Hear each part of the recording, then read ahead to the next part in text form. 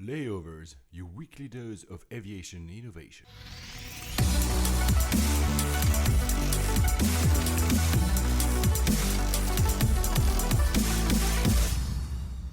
Hello, ladies and gentlemen. Welcome aboard from the flight deck. This is Paul Papadimitria, and this is Alex Hunter. We'll be the pilots for this podcast about the news, the startups, and the technologies defining the modern air travel experience. Our flight time today, 2 hours and 2 minutes, and we expect an on-time arrival. Coming up on this flight, our friend Dean Johnson tells us all about the gadgets he loves and the future of virtual reality. The iconic JFK Terminal 5 building will live again as a hotel. Your seat is becoming an iPad dock. The success of live sports during flights. What first class truly means, and Star Wars meets the Boeing 787 Dreamliner.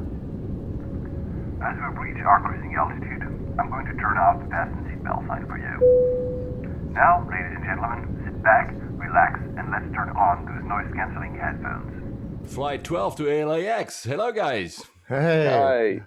Yes, guys, because again, we have a guest this week. Hi, Dean. How are you? Hello. Very good, thanks. So tell us a little bit more about you. Who are you, for those who don't know? Because Alex and myself, we know you very well. So just for the audience, who are you? What do you do? Okay, well, my extremely long job title these days is Senior VP of Creative Innovation at the Brandwidth Group. That means I have a very long business card, or one that should fold out. But that does mean that the very tenuous link to travelling means that I do get to fly all over the place, but that tends to be between our offices in London, Windsor, and LA.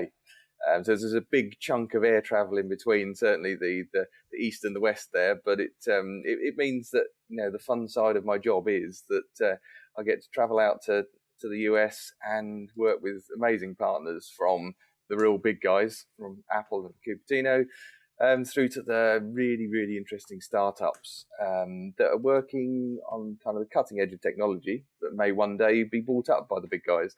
But also the creative side of things is that, essentially that production hotbed is there in LA, where we're working with the likes of Disney. So, that means that we end up with great properties like Star Wars and Doctor Who back over here in the UK. Wow. And, by the way, for those who are wondering, I had said when we first invited our first guest a few episodes ago that we wanted to look into two types of guests. One of the types were people that are in the aviation industry, and the other type of guests are people that work in what Alex would loosely say as the tech industry, because we want to have a little bit of a fresh eyes and external point of views. This is why we invited someone like Dean today, because we don't want to only have aviation experts and to be living in our own bubble. So don't worry about being too tenuous in terms of what you're going to say compared to the aviation industry. That's all fine. You said Star Wars, that already piqued my interest there. But we'll talk that about a little bit later. But talking first about the guest we had a few weeks ago, Dan. Alex, just tell us a story, because it's pretty amazing. Yeah, so I was, as you guys know, I was in San Francisco for a month, and I flew back to London on Saturday night, and it just happened that Dan was working that night in the tower, and he came down to the gate and said goodbye to us, which is really nice. But then I discovered this, and I'll tell the story chronologically, but just listen to this. This is from a recording from San Francisco Tower the night that I left San Francisco. Southwest 4809, hold short, over runway 28 left.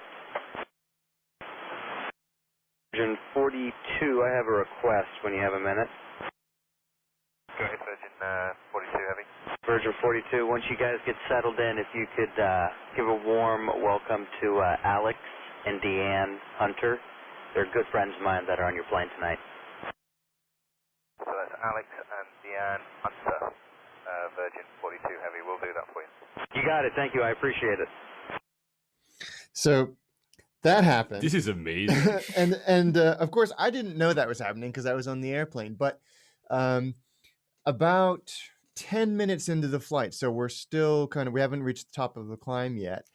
One of the flight attendants comes over the PA system and says, if there's an Alex and Deanne Hunter, could you please make yourself known to one of the cabin crew? And I knew something was up because my real name is Ian. So all of my tickets are booked Ian Hunter. And if it's anything to do with the flight, that's the name they would use. I was like, okay, what's going on here? So I ding the bell, And a flight attendant appears with 2 glasses of champagne and says, "From your friend in air traffic control." And so as soon as we landed in San Francisco in London, I messaged my friend to say, "Dude, that was amazing." And he didn't obviously, you could hear he didn't request anything like that, but not only was that cool that that he did that in the first place, but Virgin then took it the extra mile and did something really, really nice, which just made for such a great story that I am still like tickled by. No, this is really awesome. It never happened to me. Gina, has it ever happened to you? Yeah, well, a similar thing happened, but Richard Branson actually came out. But no, nothing similar. I haven't got friends in high enough places like yourself. Yeah, that was a fun story. I've been milking that one. We also want to quickly say thank you to a lot of people. The list is too long this week to actually say them all. A lot of people who actually tweeted back at us, sent us email, because now that the email is out, hello@layovers.to. A lot of people have been emailing us. So really thank you guys for doing that, because it shows that we have listeners that care. So thank you so much for it. Yeah, thanks a lot. Moving on to the news of the week, as every week. So first, the saga continues, and that's not the Star Wars saga, it's the Emirates versus the US saga. But this time it's just to mention that Emirates has just ordered a very, very, very large amount of engines from Rolls-Royce, which amount to 6.1 billion pounds, British pounds, that is $9.2 billion worth of engines. I mean, holy cow! This means they're really committed, right? Are they Airbus or 777 engines? I think it's for the Airbus. I think if it's the Airbus, the Trent engine is also already powering the A380, and I believe that this new order is also for the A380. Wow, amazing! Yeah. It just shows how much. I mean, just the amount of money is staggering. It shows how much Emirates is pushing into, expanding its fleet, expanding its destination, etc. It's just pretty amazing. It's also good news for Rolls-Royce, because Rolls-Royce, although I think now they have 50-50 shares on A380 with the other manufacturer, Rolls-Royce has had some hiccups. They were also laying off some people, so it's good news for the UK. Yeah, and it's an interesting, and adds another frisson of complexity to this whole debate that's going on, because there will be peripheral businesses like Rolls-Royce who don't want to see airlines like Emirates slow down. They want them to keep growing. They want them to keep ordering airplanes so that they can provide engines. So, and Rolls-Royce aren't exactly a small company, so they'll have a little bit of political clout when it comes to this broader debate.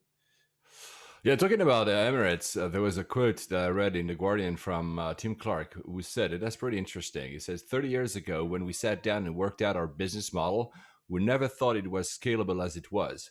Within 8 hours flying time, we've got 5.5 billion people. In the old days, they were moving, and now they are moving. We'll have 60,000 to 70,000 permutation of city pairs you could do if you put your mind to it. Wow. So long as we do, and Dubai continues to grow its airport or airports, where does that end? ? I mean, that's the whole thing. I mean, Emirates can still grow like a really lot, right? Yeah. Wow. That's quite a compelling statement. Yeah, it is. It is. I actually, you said many times that, Alex, that Emirates was, since that old saga started, was kind of pushing new routes and new in the US, just to like play a little bit of a game. There was, I mean, it's just over, but to even going with that point further, Emirates was enticing U.S. passengers with a 2-to-1 special for 2 weeks. So it was like you were able to go to several destinations, mainly in Asia. I think it was Singapore, Bangkok, KL, for like a 2-to-1 combo. So they're really pushing it hard, right? But you said that they were. You mentioned in a discussion we had earlier this week that you think that they might be also doing that because they know that maybe the hammer would go down at some point. Yeah, it feels like in many regards they're pushing capacity to the US, opening new stations and new destinations very aggressively, because there is the chance that getting those new routes will become a lot harder in the future, even if it's temporarily. So while the existing legislation and framework is in place, they're rolling those routes out as quickly as they can. That's purely speculation on my part, but the growth has been phenomenal over the last, I don't know, really this year. And that's kind of, my gut says that might be partially motivating this growth we're seeing in U.S. destinations. Actually, I might try to take the A380 from Milan to New York next month just to see how that works. Yes. Dean, have you ever taken Emirates? I think I have. See now, you know, the great part about my traveling is most of the time I don't know what I'm doing. So I can actually say it's true. Your assistant, she was always saving you. It's true. Yeah, I would always describe myself, no matter where I am, and most of the time I don't know where that is, I am geographically challenged. Now, at one stage in the UK, I moved house 8 times in 7 years. Wow. And no matter where I lived, I never got used to where I actually was locally, even though some of those houses were actually quite close together. So now when I go anywhere, so when I go to the States, if I go to New York, I love it because I can kind of walk everywhere. And I can just stare at my phone and it tells me where I am. If I go to LA, I'm screwed because if I have to drive anywhere, chances are I'm going to be heading the wrong way up a freeway somewhere with 10 minutes to spare to get to the other side of LA. That's not going to work. So yes, I think I have flown Emirates. I've been to Dubai and I'm pretty sure it was Brunei something or other. On one of those. Emirates, I'm pretty sure it was last year. And you know, the service and everything is all great, but when you're in cattle class, it kind of, there's still, you know, unless you're actually in stowage, then there's not really a great deal of difference on those. Oh, true. I mean, we'll get back to because I was about to say that's why you have so many phones and gadgets on you, but we get to that part later when we get to interview you. Moving back to Europe, to a place where I used to live, actually, Cyprus, Alex. Yeah, this is a strange story, and I'd be interested, Paul, with your Cyprus connections, if you've heard anything about this. I found this story on Airliners, and apparently there is a new airline since the demise of Cyprus Airways to take over that slot called Cobalt Air, and they've applied to set up operations out of Cyprus.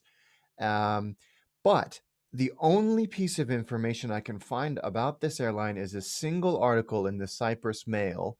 I don't know if that's a legitimate newspaper or if it's purely online, but I can't find any other information about it. Yet the people associated with this airline are very reputable people from BA, Virgin, Cathay, Jazeera in Kuwait, Qantas. So these are not, and apparently the official application has gone to the Cyprus Department of Civil Aviation for processing, and the money's there, and it has to show where all of their funds came from. But it's really odd that there is not anything else about this airline anywhere on the internet.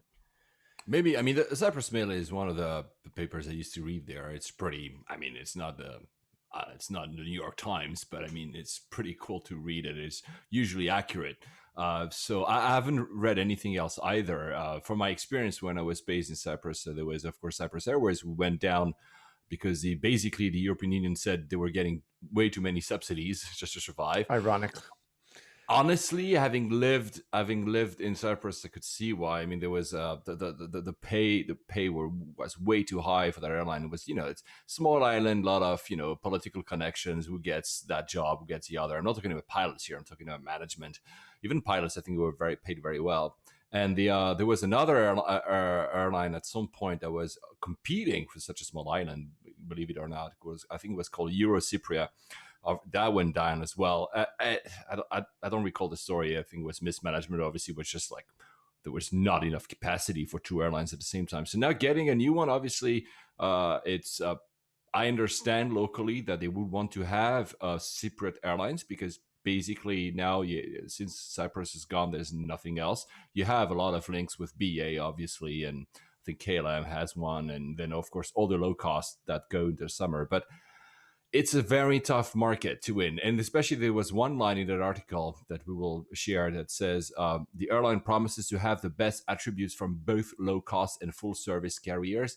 For me, that sounds a bit like, okay, we're neither or we both, but that just doesn't sound right. That's a recipe for disaster.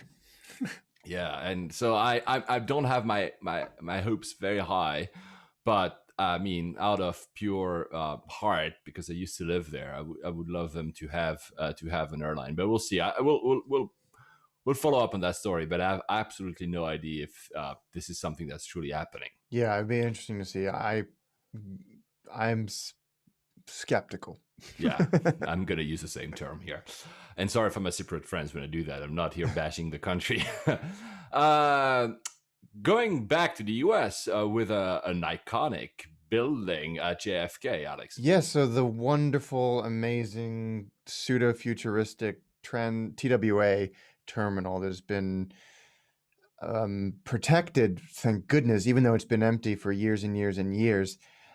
There is a plan to turn it into a hotel by JetBlue, of all people. So JetBlue are partnering with a property developer in the US to turn this wonderful, iconic structure into a hotel, which is good because I think it'll mean that building lives on in perpetuity. I hope that it stays not just preserved outside, but as much as they can inside. When Layovers was predominantly a blog, I posted a photo very early on of what it used to look like in its glory days, and it really was just an extraordinary piece of architecture and industrial design. It still is, even if you look at it from the outside, but it's part of this growing trend of airlines wanting a chunk of the hotel industry. You had mentioned that the hotel at Heathrow is being bought by Qatar Airways. I think it was Qatar or Etihad have bought it, and JetBlue are jumping on this bandwagon. Now they haven't sought permission, they haven't won a bid, but it looks like that they're the front runner to make this conversion. So I'm pleased. I love JetBlue, and if anything they can do to make this inject some money into this wonderful structure, and it is. I mean, even if it wasn't in an airport and we were totally nerding out over it somewhere else, it is an extraordinarily beautiful and wonderful building, and I'm so glad that there's going to be a positive use for it, and it doesn't just because it's not being used at all right now. No, right? it just sits there. It's very sad with every sort of the monstrosity of JFK rising up around it as it sits there in the dark. Yeah, it's like you said, it's a growing trend. Actually, I had read another piece of news last week in Cheon Airport in Seoul. Was actually going even further than just linking airports with the hotels. They are planning to build a fully integrated entertainment area surrounding the airport, where the hotel, casinos, everything will be completely linked with the airport. In a way, it's like, because when you think about, for instance, what Singapore, Changi is doing with a more like shopping destination, it looks like something that is growing to actually augment the experience of the airport, which is something we don't really see in the US, to be honest with you, because usually in the US you want to get away from the airport as quickly as you can.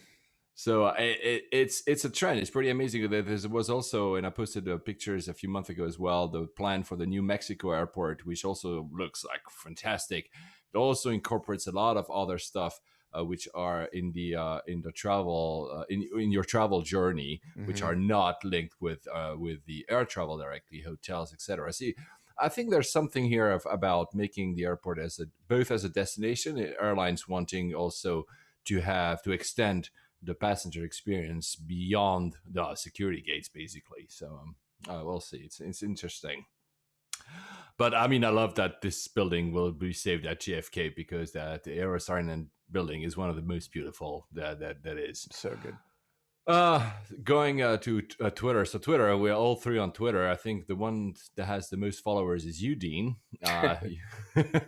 You went after, I think you tweeted some stuff during CES earlier this year, and suddenly your tweet followers started skyrocket. It's gone a bit crazy this year. I think I was through probably partly intelligent use of hashtags, but mainly having stumbled across the correct hashtags, but simply because I'm actually interested in what everyone else seems to be. It's got a little bit crazy.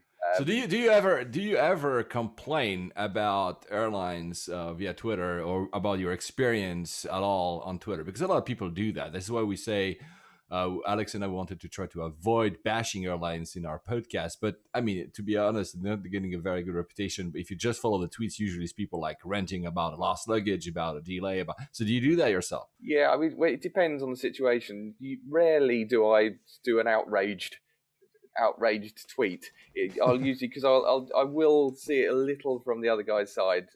You know, because we're so used to dealing with social media, it will be that I will give the first one that goes out there. I want to make sure that someone at the other end has got a chance to right to reply.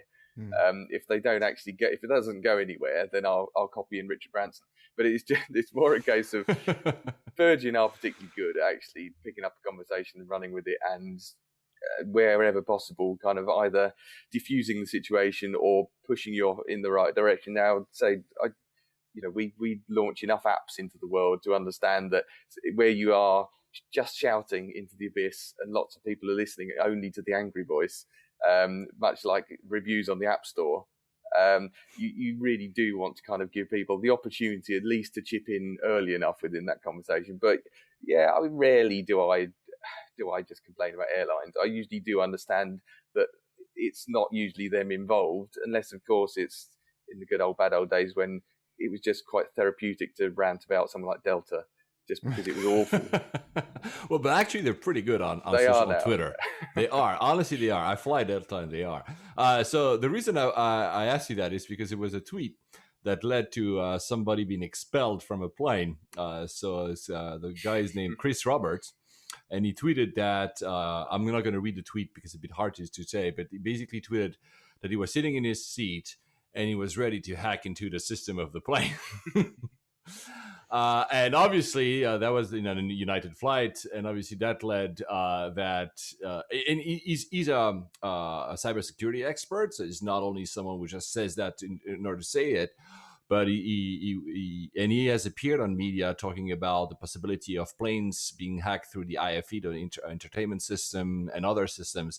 And obviously, him tweeting that led to United basically banning him from flying. What do you think, guys? I think it is childish for them to throw him off. I think the tweet was definitely to get attention and promote. I mean, the guy knows what he's talking about. There's no doubt about that. He's a highly respected security analyst, but and his job is to find vulnerabilities. And he's spoken a lot in the past about the vulnerability of interconnected systems on aircraft, and how just because there's a kind of firewalling between the systems of IFE and any other mission critical or flight critical systems, that doesn't mean that someone who knows what they're doing couldn't at the very least view the data, if not interfere with it in some regard. So it seems like two kids fighting in the playground, this whole thing.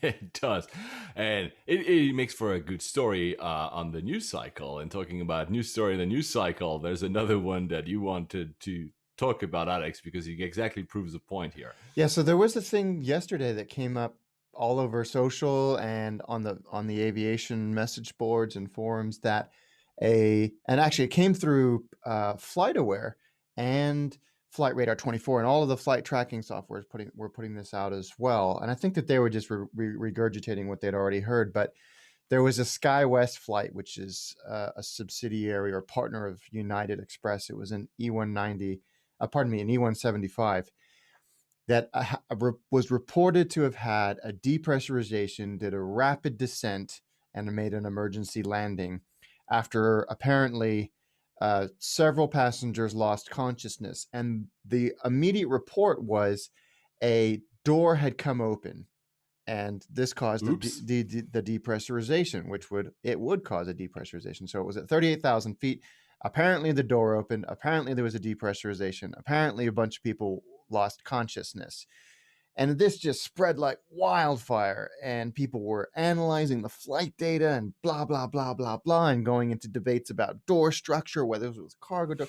Yeah, so it turns out that somebody had just passed out. There was no door issue. There was no depressurization. The FAA said there was a loss of cabin pressure, but SkyWest said a passenger lost consciousness. There was no problem with the door, and they've never made any other comment about depressurization or anything like that. So the pilot thought, this is according to SkyWest, that he had a pressurization problem because a passenger passed out. Oh, I see. Okay. So he did the rapid descent just in case. So it sounds like he or she did the right thing. But what the point I'm trying to make by telling this story, which is a non-story, is how quickly this misinformation can be spread. And Dan was vehement about this a couple of weeks ago when he talked about it, that the people that go on and talk about this are rarely experts. This misinformation spreads so quickly that, and this is just a great example. I mean, it sounds like the lady was fine and everything worked out well, but gosh, how quickly it turned into a major motion picture disaster from just somebody passing out. That's really crazy. Well, that Dean, you would have been able to pitch that to one of the executives in the movie industry you work with, but it's true that it goes really fast. The news cycle is like hungry for content all the time. These are the kind of stories, of course. Plus, people have anxiety about flying, so the first bit of news you can hear about something going wrong in the plane is immediately picked up by every single person on the planet. Remember, I said, I think the story last week or 2 weeks ago about the video that was supposedly found on a smartphone on the German wing crash site, which supposedly showed people just before they crashed, and actually it was not related at all with that crash. It was an old video that somebody had just doctored. But the thing is, like, even the major in the publication just grabbed that video and put it on the main page saying, look, this is how the people died. And you're like, wow, well, yeah. It's a tough one. But aviation, it shows that aviation, is something that people are quite fascinated about, at least. Talking about experts, so we might not be expert, but you, Alex, might be an expert about Manston Airport. Tell us, what is Manston Airport, because maybe nobody knows what it is. Certainly not an expert. I just have a soft spot for it for a couple of reasons. Manston is was an airport in Kent, which is where I live. It is predominantly, or was, gosh, it's like mourning an old friend, that was for cargo. It had an extremely long runway for its size and importance and location. It's the seventh largest runway for civil aviation in the UK, so it's pretty big. So pretty sizable. And it was used, like I said, for a lot for cargo.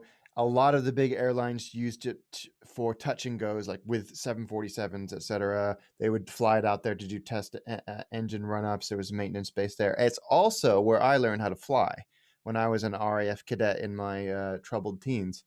But we would fly. We would throw 50-year-old chipmunks around the sky, like not the animal, the airplane, around the sky while you were having 747s do touch and goes in the pattern. So it's a wonderful airport. It was closed. It's had a troubled past in the last 5 years with changes of ownership, people not really sure what to do with it, transferred ownership, and now it's become kind of a volleyball in the upcoming general election here in the UK, with both the Conservatives and UKIP saying that they will reopen it. The government will buy it and turn it into an airline for an airport for low-cost airlines and freight. It's important to UKIP because Nigel Farage, I'm not even going to use an adjective, their leader, also happens to be competing for the seat in which Manston is based. So he has a vested interest in this, which is, it could be a huge employer in that constituency. So I know. I hope that it reopens. I hope it does not take him getting, I'm not going to finish that sentence. I would love to see Manston open. That's all I'm going to say. Yeah, let's not talk about politics here, but does it really make sense to have like yet another London airport? Because at some point it was called Kent International Airport. That's very wow. And also for a very brief time, London Manston Airport. So yes, again, that London connection here. And we have a lot of those around London, which are very, very far away, but still called London. So do you think it makes any sense there? I think it could be a good airport for what they're positioning as, which is freight, cargo, and possibly low cost, only because it's really close to Ashford International Station. So if you bridge that link between Ashford International high-speed rail station and the airport, getting into London actually wouldn't be as bad as it seems when you look at a map. What is Dean? What is the usual airport you fly from? Heathrow is my local. So that's actually quite handy. At the time that I fly is usually early enough in the morning or coming back late enough, so I don't have to contend with the M25. But it's not a bad little local airport, I must admit. Actually, Alex, when you were saying just now about throwing chipmunks around, I was thinking about, as Paul was thinking, my immediate thought was throwing actual chipmunks around. But my one experience of being in a small aircraft was when my parents mistakenly bought me a birthday gift of a flight in a tiger moth. Oh, And man, see, how now cool. I love flying and I have no fear of death. Now the problem is when I'm up high, I want to throw myself off things. So I spent the entire time in the aircraft wanting to throw myself out. Not because I hated it, just because it was there. And because you're essentially, the whole thing is just open top and you're open to the elements. And I spent the entire time wanting to unstrap myself to throw myself out of the plane with no parachute. That is a bit weird, Dean. Yeah, it was the worst possible combination. No fear of death and somewhere up high that I could throw myself out. Oh, wow. So did you, it was a one-time lesson. You never continued like taking lessons of flying, right? No, I'd probably like to fly something really fast or dangerous or with weapons, probably. Obviously. For me, actually, it was Cyprus, but I'll tell the story in another episode where we'll talk about that airport, the Larnaca airport. Staying in the UK, and sorry for the audience who is not in the UK, but that could impact you. You've heard Alex rant many times about that one. In the UK, when you buy a ticket, we have you have the usual taxes when you buy on the airline, the fuel surcharge, and whatever other tax. But there's one that is very specific to the UK called the air passenger duty tax, which Alex hates. I'm saying that one more time here. But there's been just a change. So they change the tariff every year. But this time, the change is a bit more profound. So they didn't do away with it, sadly.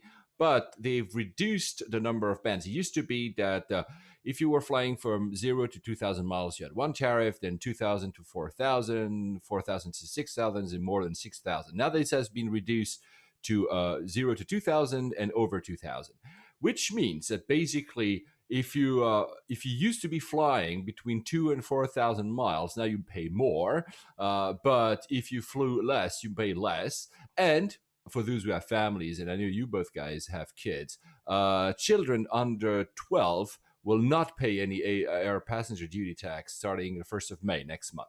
And that will expand in the next year for kids under 16. So, Alex, because you really love that debate, what do you think about that? I think it's a small step in the right direction. I'm amazed actually this hasn't become a little bit more important in the general election, because for a while there it was a pretty heavily politicized piece of legislation. But it's good.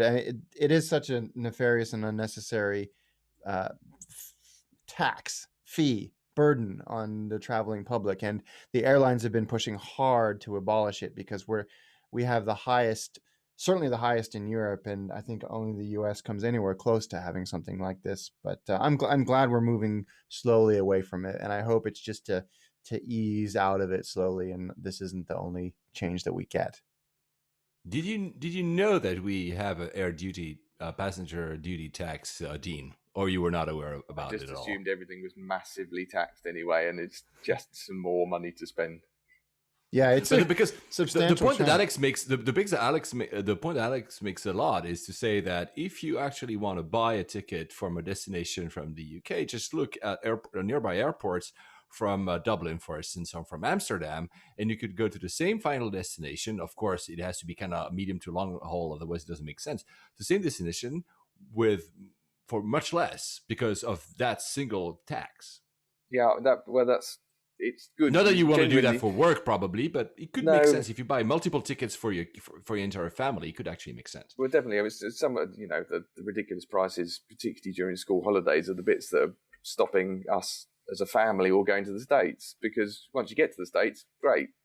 The amount of connections and useful things that we can do as a family when we're over there is remarkable these days. But it's just the ridiculous costs in a summer holiday or whenever, even an Easter holiday, of taking a family of 4 over.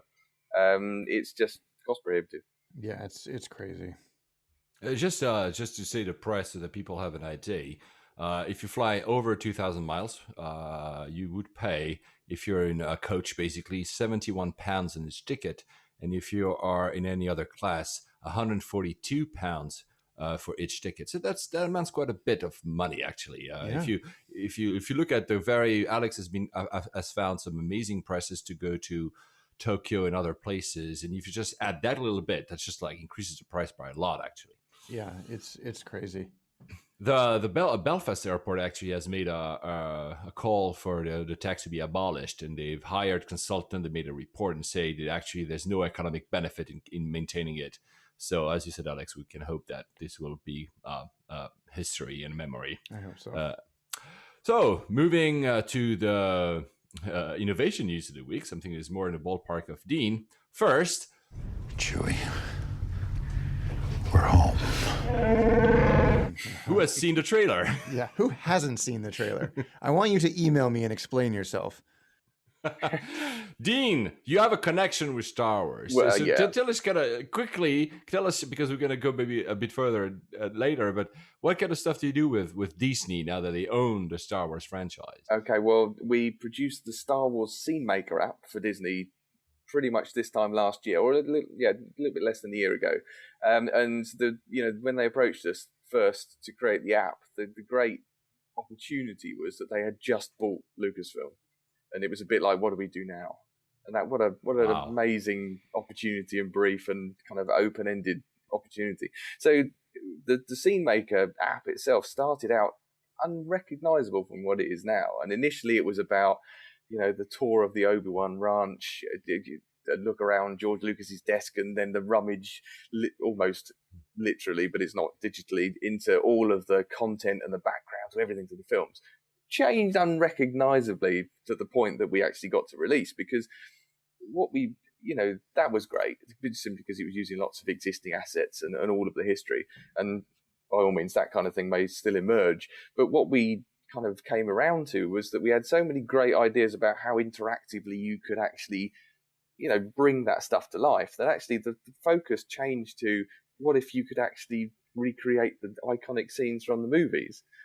So we kind of That's pushed awesome. the history to one side, and it was about the trench run and I Am Your Father, all of those iconic moments, all of those things that you can, the app allows you in full 3D, fully immersive, to create them as exactly as they happened. However, the fun starts when you start to have an Ewok saying "I am your father," or you actually start to recreate those scenes exactly as if you're genuinely directing them. And I guess the beauty of it is we've sort of added the scenes, building up as we are at the moment, and a great run up all the way to the movie as it's released at Christmas. So the challenge obviously after that is, how quickly does a new scene become iconic? So we've all seen that trailer. Almost that trailer is iconic now. The amount of times that we watched it. I even ordered my T-shirt today with Chewie, we're home. Honestly, I think that if they had released that trailer as a standalone movie, it would have been a hit at the box office. People would have paid just to go watch a 2-minute trailer. I think that it was the collective sigh of relief as well, because we'd already seen the very, very short teaser, and Correct. that in itself, with a 3-pronged lightsaber, whatever, we all kind of thought, well, yeah, it's a good sign. But when you saw that trailer, it wasn't just, this is brilliant. It was like, oh, it's going to be brilliant. It was that, there was so much weight on an expectation that it wasn't going to be another one of those three, that we weren't going to end up with some kind of CGI mashup.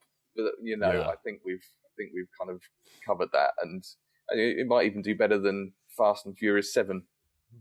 which tells you a lot. I mean, I forgot to tell you, to the guys who are listening to us, Dean is also into cars. We'll get to that a bit later.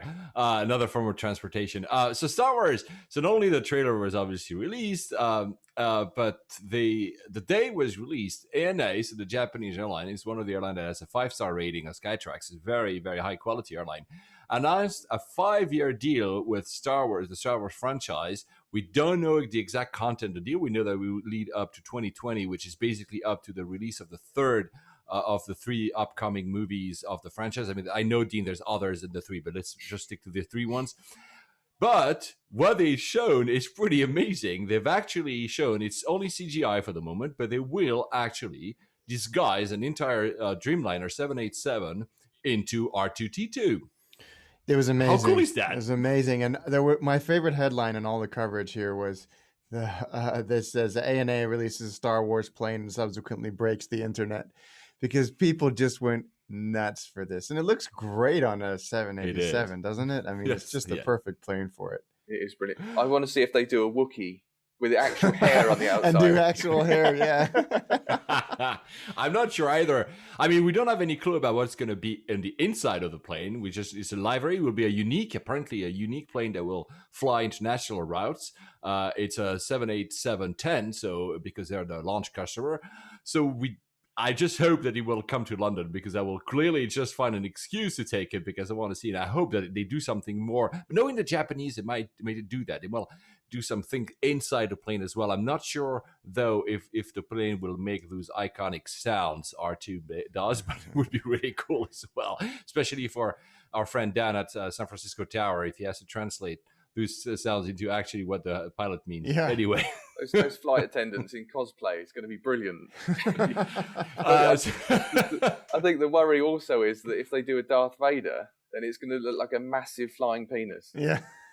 Oh my God. Though, the one thing when I posted, because I did a quick blog post about this on layovers, and when I posted this, I had a few reactions from people, and some people were like a bit like, why would they do it? And my take, I don't know if you agree, Alex, is to say that, I mean, ANA is a very high quality brand, but still a brand that you relate with Japan. And so most people that will go to Japan might not think first, I'm going to use ANA to go to Japan. They will take whichever other airlines, usually their flag carrier or another. And I think ANA wants to grasp the imagination of people saying, oh, we are not only a Japanese airline, we're a global airline. And here's a franchise that you loved tells you about that. Do you think it's the case, Alex? Yeah, my question is, why wouldn't you? I mean, you're right. I mean, it's an expensive bet in some regards, but I'm sure we don't have the price tag here, but I'm sure it's really expensive. But no, I think it makes total sense. It was a very good idea. Why not? Yeah, why not? Exactly. We'll follow up with that, I'm sure. There's 2 websites. I mean, I'll put all the links. The website that was also extremely well done. If you're a Star Wars fan, you want to check them out. Moving to a story that Alex has been telling us a few episodes ago. He was telling us about how his Southwest experience was, especially about the IFE, and we got an email from Michael Fuller thanking us to talk about this, and he related a story about a chat he was having about that same Southwest IFE. The point here is, and it's nice to have Dean here in front of me, is that one of the questions he had in that email is said, okay, so more and more of the airlines are moving away from having a screen, Dean, in front of you, and they will more and more apparently rely on you bringing your own device and linking it to the stream of the airplane. His question is, how do we deal with batteries? Yeah, well, how do you deal with batteries? So I never leave home without 3 spare batteries. So I've always got one pretty heavy duty one and a couple that I can always drop into a pocket. Wow, I mean, that's enough maybe for a flight. It's not really. You know, it's even that time. I still get range anxiety. If they're supplying USB ports, then not such an issue, and that's more the case with seats these days. I guess the thing, I don't know whether we'll come onto it later, but I'll raise the issue now. That with the point of personal entertainment is that I was speaking to someone that works in the US with an augmented reality glasses company, and he said that he was flying first class. He still had watched all the movies before, and he realised that the little screen in front of him was still a little screen in front of him. What he wanted was to put on his augmented reality headset, which he did. He'd already had 3 or 4 films downloaded onto the headset that he hadn't seen before, and sat there with the equivalent of a 52-inch screen in front of him in full 3D, which is amazing. Now, the question is, you know, we're a long way from everyone having their own personal headset. There's a definite possibility for first class, business class. Now, I know people like Qantas are already introducing with VR Samsung, headsets. With Samsung, yes. Which is great to a point. That's a real that's a headline grabber, a bit like R2D2 airplanes. But it's something that, you know, I've had my head in these things long enough now to know the amount of time that you can comfortably spend in those is not even the duration of a film. So it's something to dip in and out of. It's nowhere near a replacement for in-flight entertainment. That's really interesting. But also, it's, you know, one of the problems, the restrictions of using VR is, okay, if you're just watching a film, fine. If you're trying to play a game, what you want to do is start looking around and potentially move around or sit in a swivel chair. You haven't got that. No matter how much you pay for your ticket price, unless you stand up, that's going to cause a whole world of problems. But the thing is... Well, you know, hold that thought, because we'll come back to VR. Now, honestly, we'll come back to VR because there's a few bits of news that will come back to VR. I'm going to go gradually in the innovation bit to start with what we have. But I read some stories related to that, and we'll come to them. But it's true that going back to the bit, for instance, and we'll also talk about the Apple Watch, which is going to be released tomorrow. Actually, we're recording today on Thursday, but the gut of the email, he said, Michael Fuller said, like he imagines he has a long flight.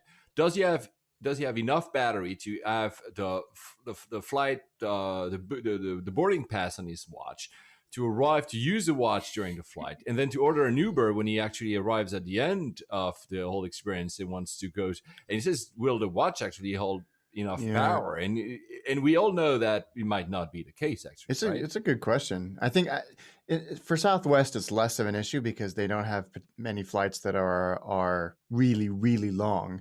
And actually, what's cool about what they do is the night before your flight, they send you an email saying, hey, guess what? You're on a plane that has our Wi-Fi streaming service, so make sure your battery is charged.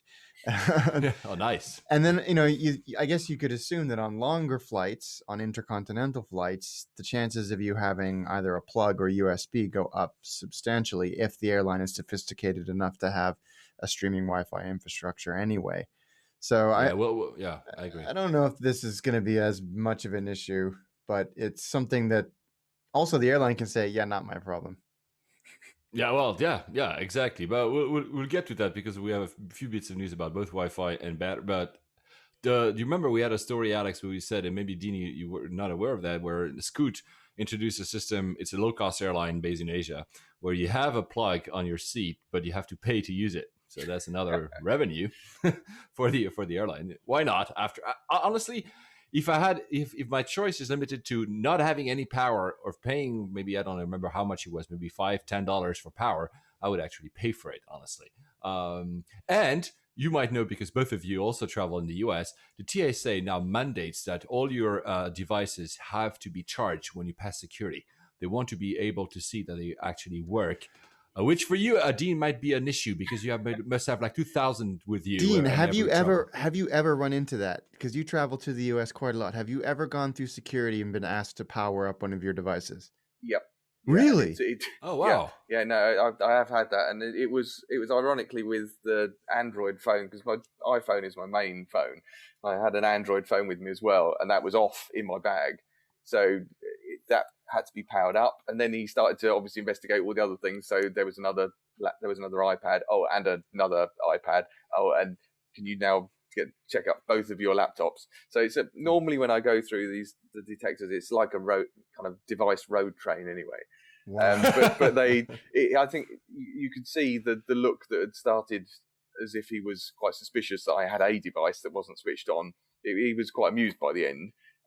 But you can see the point that if you've got a bunch of devices with a cavity inside that could hold a battery, then why couldn't it hold something else slightly more suspicious?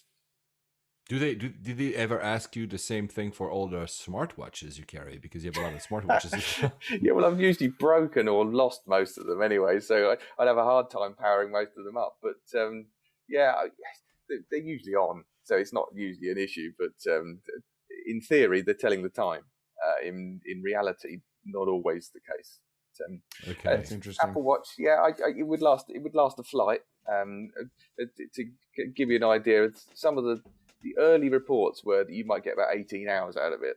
In our testing conditions, we've managed to get well over 24 hours, and that's with probably more use than a regular daily stab at the screen.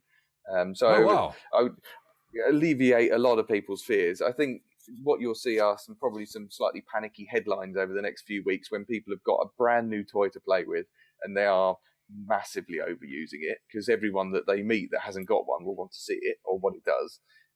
And then they'll get, I don't know, they may get to those 18 hours through the day and they'll find they've got to recharge, but it's not really Apple's fault. As convenient as the headlines will be to point those fingers, under normal use, even normal to heavy user, it will still last you beyond the day. Oh, wow. Okay. That's good to know. That's thank reassuring. you. We didn't know that because you were, I know you, since you're working with Apple, I'm sure you were able to have your hands on this already. Talking about this, actually, talking about charging your devices, there was an article the other day that I read, or that the FAA, so that's still, we're talking about the US, but this news could be about any type of countries, how do you call these guys who make the rules for aviation? They say that there's no actual regulation on how to charge devices, meaning especially during landing and takeoff, you could, and that's the article that says, you could actually trip over a cable because your phone, for instance, is being charged, and in case of an emergency, that could be dangerous. And there are some calls for the FAA to look into it, to make some kind of rules to say maybe they should just ban you from charging your devices during takeoff and landing, and taxiing, obviously, or not. What do you think about that, Alex? It's interesting. I think this is one of those things that we're only going to learn through experience. On my flight a couple of days ago, they make an announcement, as Virgin have done for a couple of years now, from what I can remember, saying specifically, don't charge anything that generates direct heat. Don't leave it plugged. So, like, don't plug in a curling iron. They should actually be more, because mine passed through security, obviously. Well, they should be clearer about it, frankly, because my phone, when I plug it in, it gets hot. So if they say don't plug in a curling iron, it's like, oh yeah, that makes sense. I shouldn't plug in a curling iron. When we launched Virgin America, we were one of the first airlines to have seats. We had to do things like don't plug in a hairdryer because it would piss off everybody on the airplane. Don't use a blender because that would be dangerous. Don't use, things that can generate heat directly. And you only learn these things, like, every warning label, don't swallow this, because some moron did it. So you have to put a label on. I think with these things, it's like, oh yeah, we actually didn't think about some of the downsides, and this sounds like one of them. So the fact that they're being reasonably proactive is staggering to me. I think United has been banning such charging from takeoff and landing for quite a while. That's very smart. Yeah, I think so. I mean, I wouldn't like to be seated next to Dean with like 25 different cables. Just like, if there's an evacuation process, I'm like, how the hell do I get out of here? Yeah, you don't want to sit next to the cyborg. Well, that's exactly.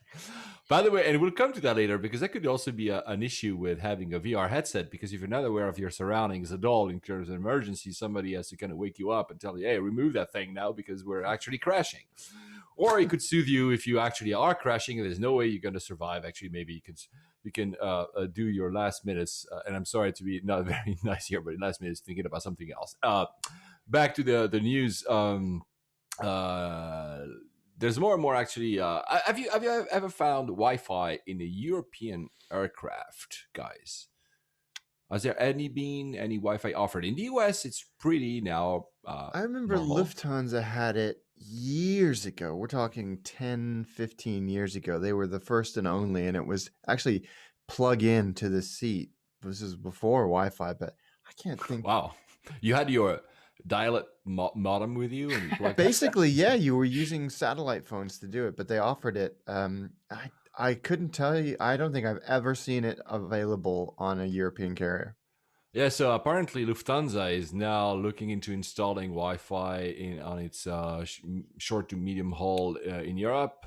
BA as well, thanks to technology. So that could be nice actually to have, because it's something that we really don't have over here. So it's becoming the norm in the US, certainly, and we've talked about this being a geographic and and infrastructure. I mean, it's a closed environment in the US, so a bit easier for them, but this would be wonderful.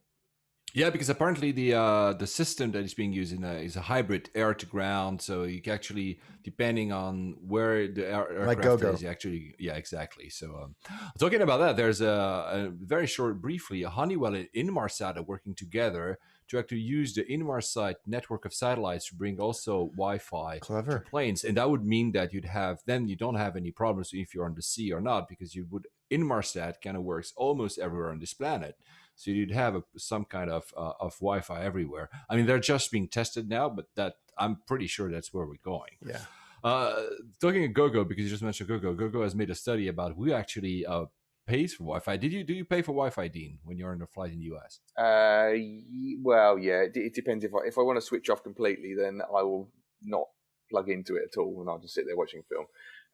If I want to have any kind of connection, or I haven't brought, for some reason, my spare batteries aren't charged, and I want to have my phone switched off and my laptops, then yeah, I won't. But what in-flight Wi-Fi is really interesting at the moment, because I've been dabbling with Periscope and Meerkat for a few months now, and kind of Meerkat's dropped by the wayside. These are, for those who don't know, these are live streaming application. You live stream from your phone a video.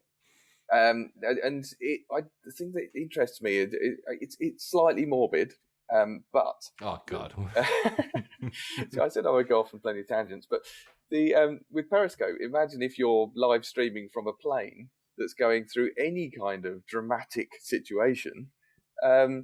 That's not relying on hoping that the kit survives should it ever have an impact, or should there be some kind of dodgy individuals on the plane. That's live broadcast. I mean, there's genuine news, life-changing opportunities for something that is live streamed, both good and bad. I mean, it's entirely uncensored.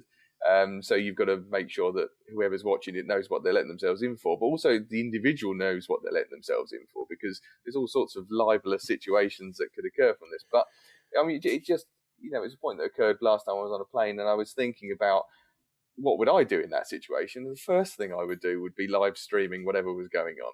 I wouldn't be saving it for posterity should I come out the other side. I'd want to make sure that everything was out there. Oh God!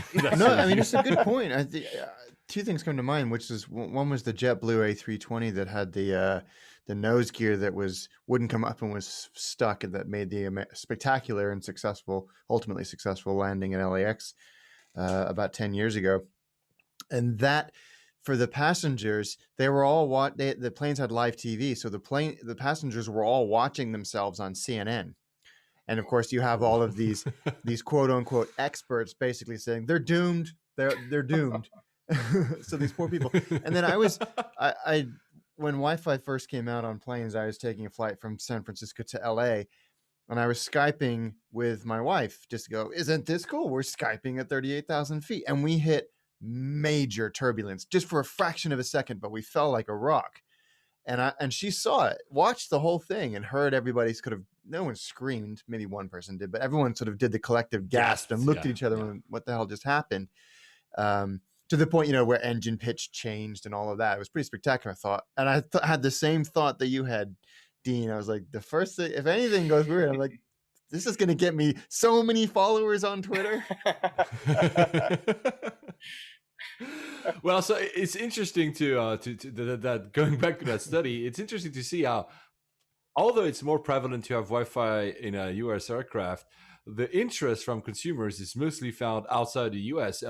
Asian consumers, European consumers are not only the one that are most interested to have Wi-Fi, but also the most ready to pay for Wi-Fi on flights. And thus, probably this is why Lufthansa or BA here in Europe are trying to push it, because they know that there is an interest and people will actually pay for it. What, Dean, on the flights that you've taken, what has been the price point for Wi-Fi? It's never been that high. It's been something between $5 and $8, I guess. Never anything higher than that. Yeah, that's what I experienced. Southwest was $8 for the entire flight, and that included streaming. No, the TV was free. It was just for the Wi-Fi was $8, and I know that some of them are like $16 for the whole day and things like that. But how did you find the speed? Even when I've used it, I've never bothered to do anything that's been particularly taxing. I wasn't so I haven't done the Periscope test yet, but it was pretty much emails and social everything else, but it was fine. I can sit anywhere else in the world and be slow, but I was equally slow on a plane. It's interesting, and I think that the infrastructure that the airlines pick is pretty telling, because the air to ground or ground to air, whatever you want to call it, which uses modified cell tower or cell infrastructure, has a lower latency. So things like Skype and FaceTime and all that stuff work pretty well. But when it's satellite based, the latency is pretty high. So those types of things don't work so well, and they take up an inordinate amount of bandwidth as well. So it's interesting to see which airlines choose which infrastructure based on cost and experience. And I'm sure more and more hybrid solutions will exist. The only thing I'm going to say here is I don't want to be on the same flight as Dean, not because he would actually live stream the flight, but because he would actually end up using all the broadband and all the bandwidth. Also, I would have all my devices switched on, and the plane would probably crash anyway because there's so much interference. Talking. You both mentioned, Alex. You mentioned the story about watching yourself on CNN, and you also talked about TV. And I think, and I read an article about that live TV is one of the biggest thing in aircraft in the future. There is, I mean, it's been available on some airlines, especially in the US. I was lucky to fly during the 2010 World Cup on Emirates, and there was also live games. And then there's an article here where they interview one of the guys at Panasonic Avionics, where these guys they make the IFE and they offer live sports, especially. And he says live sports, every time you offer live sports, they have metrics that show that people really love watching. Of course, the World Cup was not the 2010 this time, the one last year. He basically said that every single time they were offering a game on a flight, well, basically, even though you were not into soccer, pretty much the entire plane was watching the soccer game. So the live sport has some quality, and they're even having issues now because most of the IFEs will only offer you one channel live sports, and now they want to push more content, want to push the English Premier League, they want to push the Bundesliga, which is the major soccer league in Germany, the one in Spain, for instance. They would need to have actually more channels to do that. So, do you think, is that something you guys do? Did you ever watch sports in a plane first, and is this something you would welcome? I personally wouldn't. The thing furthest from my mind would be to sit on a plane with a bunch of sweaty England fans in vests, drunk, then depressed and rioting when we lost every time. Remember, well, that's for the World Cup, but sports includes also cars. It could be actually racing. Yeah, I guess. Plane time for me is usually film catch-up time.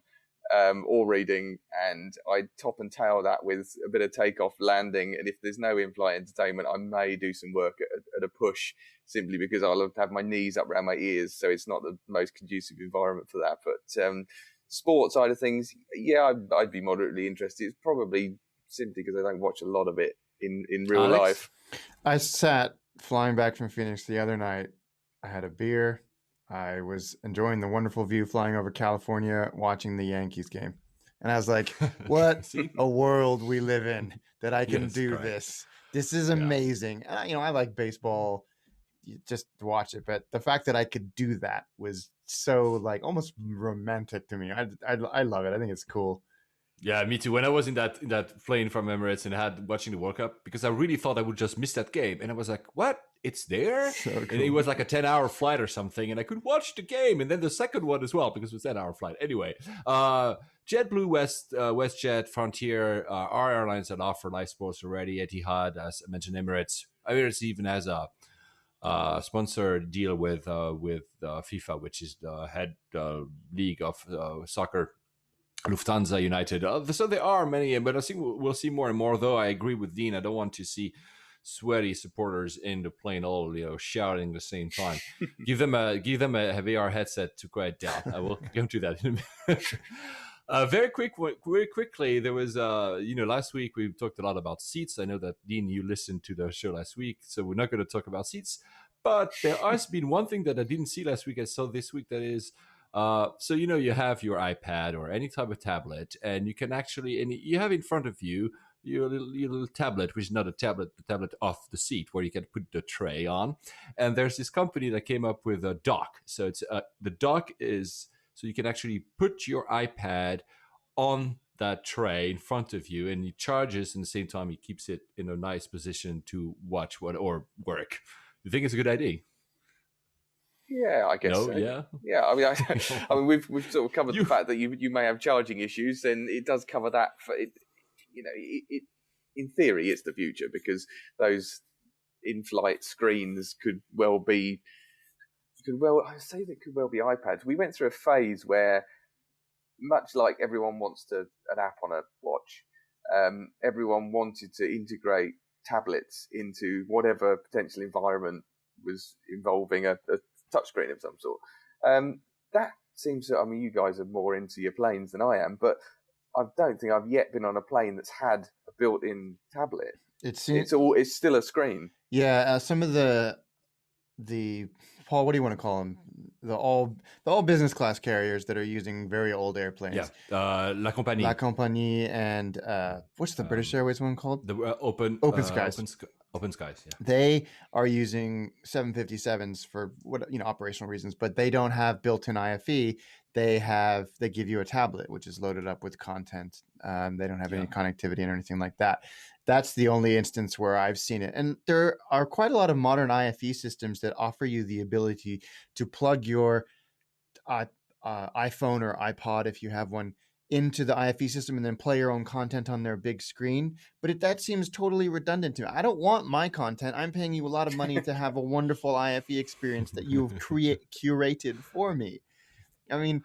Actually, when you say that brings me to another piece. Is that I don't know if you've been, especially in some older airplanes, and sadly again, especially in the US, I see sometimes some type of connectors that I don't even know what they are in for. I mean, sometimes connectors from the 70s or something. It is, and this is another problem because even if you just talk Apple has been moving away from the 30-pin connector, and you still find even modern planes that have this connector and not the new Lightning, whatever the name is. So there's a problem with connectors here, and there's the article that I mentioned, and I will put the link in the show notes, says, and I think they're right, that we should just move to USB for everything, because at least USB is a kind of universal. You can basically charge your device with USB, maybe not a laptop, but at least the mobile devices, and you have, because honestly, I even saw the three, the yellow. Yes, yeah. Black and red, so you could actually edit plug your PlayStation in 1996 videos on it, or what? Someone with a portable DVD player, and but I mean, and I saw that in very modern aircraft. So meaning that's why do they even offer the possibility? I'm not going to walk into a plane with my Xbox. I mean, crying out loud. Now you've said that, I might just go in and say I'm going to have to find somewhere that I can plug in the most ridiculous piece of AV equipment just because the sockets are there. But anyway, that's a future of the seat. I think we'll see more and more. Hopefully, have power. The other thing is also lots of aircraft have power that are 1A. So basically, it's the amount of wattage that it gives you. And it's true that nowadays it would be nice to have 2A, which is a higher wattage. It gives you more power because our devices are becoming more power hungry. And some of the older connectors, even it's USB, just do not offer enough power, especially if then like Dean, you connect 20 of them on a single seat, then suddenly the plane shuts down because there's no more power. But I think part of the issue with not supplying or not moving on from that utopia, that tablet utopia that everyone was going, they're all going to have iPads and things built in, was I think it comes down to maintenance, because as soon as you take that tech out of or make it removable from a seat, whoever's supplying, even if it's internal within your business, the maintenance of just a screen, and suddenly you're faced with all of the update issues, the software updates, all of those things that go on independent of running an airline, it becomes another set of problems. So I think just having a screen built into us. Sorry, but reversely, and I don't know, Alex had an experience with his own at Southwest, but reversely, an airline installs a system and you can just bring your own device. I mean, if everybody has an iPad, it's easy because you have one device and you know that device is actually compatible with your system. Yeah, the only standard you have to accommodate is Wi-Fi. because then the crew starts to become like Apple geniuses. Like they say, okay, why is your tablet not getting the signal that you can stream your movie? I mean, this is also another set of issues that come up. I mean, let's not talk about that for today. What else do I wanted? Yeah, since we mentioned the that tweet that got the guy expelled because he was talking about hacking, there is actually currently a report by the U.S. Government Accountability Office to say that airlines and aircraft manufacturers should actually look into the possible vulnerabilities of aircraft, because there is actually probably a way for hackers to actually get into the systems. I'm not, Alex and I said that in another episode, we're not experts on cybersecurity, but people are thinking about it. It's not just science fiction. We should get, there's somebody I know who designs IFE systems for a living. We should get him to at least comment on this to see, I know he's not going to say, yeah, absolutely, it's totally hackable, but it would be interesting to know at the very least how, if any of the systems are in any way connected. Yes, because that's like what you said. That was the prime thing to separate the systems from entertainment from the main systems of the plane. That is obviously to firewall them so they are not accessible from each other. Talking about hacking, have you seen that Lufthansa this time has been hacked? Miles and more, so the freaking flyer.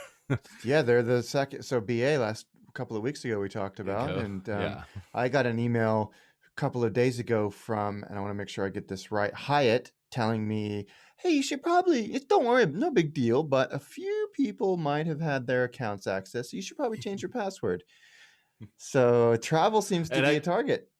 Yeah, and on the Lufthansa one, they've actually not only they hacked into the system, but they went into the account. Ooh. And they used the miles to make purchases. No way.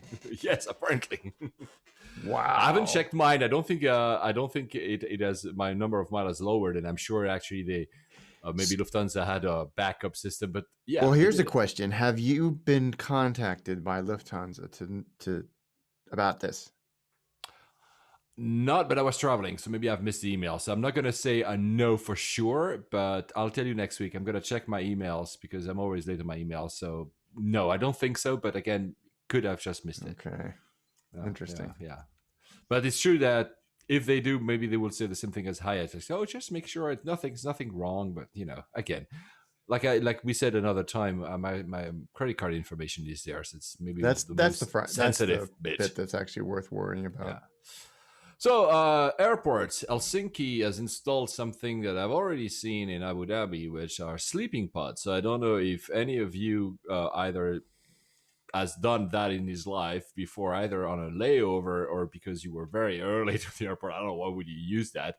So you have a set of sleeping pods, so you can actually go into it's like a round shaped object, and you can have, it's a chair, but it surrounds you. There's no VR in there. And you just can sleep for a few hours. You pay, I think it's €9 per hour. You have, because airports are like low cost airlines, if you want a pillow, it's €6, and if you want a blanket, it's €9 on top. But basically, the idea is you can be secluded in the airport, so you don't have any noise, and you can actually relax. Would you ever do this? Sleeping is for wimps. Obviously, I've never slept in an airport. Actually, I've seen it. So actually, Mike Butcher was in Abu Dhabi airport the other day, and I saw that on Twitter. And he said, "What can I do?" I said, "Like, go. It's a terminal. If you're ever in Abu Dhabi, whoever is listening, Terminal 3, close to the gate 35, you'll see the same sleeping pods. Now they're being installed at Helsinki. I just went in one just to see what it was. I didn't sleep in it. I just wanted to see, okay, what is this? Well, basically, it's pitch black and you can sleep. Pretty, if you're, why not? Still talking about airports. I know that, Alex, you go into lounges from time to time. You were at Virgin's one in Heathrow. You posted a very nice video on Attaché, your other show, about the small secret of that lounge, which is they have a garden. But do you, Dean, go into any lounges? Do you have status on your miles, or you don't track your miles and you never got status? I'm rubbish. Again, as geographically challenged as I am, I'm also quite bad at collecting miles. I've got hundreds of thousands with Virgin, but I've never used them yet. Oh, we need to have a conversation, Dean. Yeah, Yes, absolutely. we do.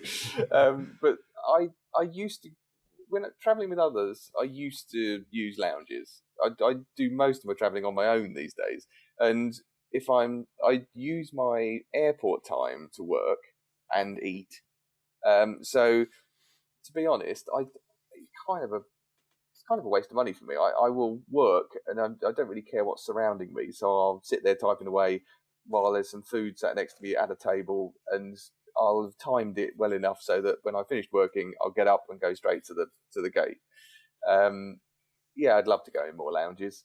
No, but the I reason would I still mentioned do that the is same that thing. Qantas just changed its rules apparently in Australia. I'm not sure it applies for all the Qantas lounges around the world, but they're basically asking now people to kind of dress up. So apparently, I don't know why the story started, but apparently more and more people were dressing, and it's very hard because what do you qualify being nicely dressed in a lounge nowadays? But apparently now they have made more stringent rules about your appearance when you get into a lounge. What do you think about that, Alex? Is this something? Yeah, spent my youth flying standby because my father was in the airline industry, and that's the way we got around, and we always had to dress up. Just Yeah, but that was a long time ago. It used to be the case. Now it's uh, also more acceptable as a society that you don't have to try. You I can be a think businessman and a startup I owner, think it's right? still the case where if you want special treatment, you dress for the part. I agree with that. And what I don't know if there were repeat infractions that or things that Qantas were having to deal with in the lounge where people were kind of like, yeah, that's either gross or, but if it's Well, there were bare feet, gross, clothing with offensive images or slogans on them, so that's understandable. Bare feet. I mean, we live in the UK. I mean, it's too cold to have bare yeah, feet anyway. But, that's I don't know. I mean, if it was, this seems like it could be a bit of a PR issue for Qantas with a negative reaction. So it must be quite a substantial problem, or they had many of their premium passengers, i.e., people who had access to the lounge, complaining about it, and therefore they decided to take action. The bare feet thing could have been hobbits. I mean that's discriminatory. Yeah, that's But a good point. You can't discriminate against people from Middle Earth. That's not cool. yeah. So as soon as you said dressing up, I just thought, well, can I go as Apt in America? And that have they that I would love to test their boundaries with that. Okay, now Alex, to the app of the week. So we were out of ideas. I mean, there's a lot of apps we think about, but we want them to be integrated in an episode where we talk about the more generic, the topic around them. So this time, something very simple, to the point, but actually that saves your life a lot, Alex. Yeah, whenever we talk about the app of the week, I always want to go and talk about something that I've found genuinely useful recently, and this one has been fascinating to me. You're all familiar with Kayak, great flight search and hotel search tool, but they have a feature, a tool, whatever you want to call it, that they hardly ever talk about. I think actually, Paul, it was you that told me about this. That's their fare alert, and so you can sign up to be emailed when a price between two cities fluctuates, i.e., something that you've searched for, and it will keep an eye on it for you to see if it's dropped, which is cool in of itself. What I use it for is general price alerts for places that I might want to go primarily, and my motivation is find me cheap fares so I can fly to these places and shoot my other show at Taxe. But I have 3 alerts set up. London to the top 25 cities in Asia, London to the top 25 cities in South America, and London to the top 12 cities in the Middle East. And once a week, I get an email with, these are the best fares that we found. And you can cap them out and say, I don't want to spend more than X, or I don't want to do more than, one stop or whatever. But the deals that have come through that would have taken me literally hours and hours of searching for have been staggering. I'll give you guys a couple of examples. So I am looking at Tokyo heavily, and Japan in general is notoriously expensive to get to from the UK, but these guys dug up London to Narita for £392 round trip, all taxes and fees included. Wow. And if you've ever tried to search for that flight, you will have the same reaction that Paul did. London to Beijing, £266 round trip. amazing. I never would have found these things, or maybe I would have if I'd used every tool we've talked about in the 12 episodes of this show. So it's worth playing with, especially if you're just looking to go somewhere and you don't have fixed dates. I think that's where this is really useful. And the feature I mentioned at the beginning that my brother uses frequently is I know I'm going to a place on these very specific dates. I'm 90 days out.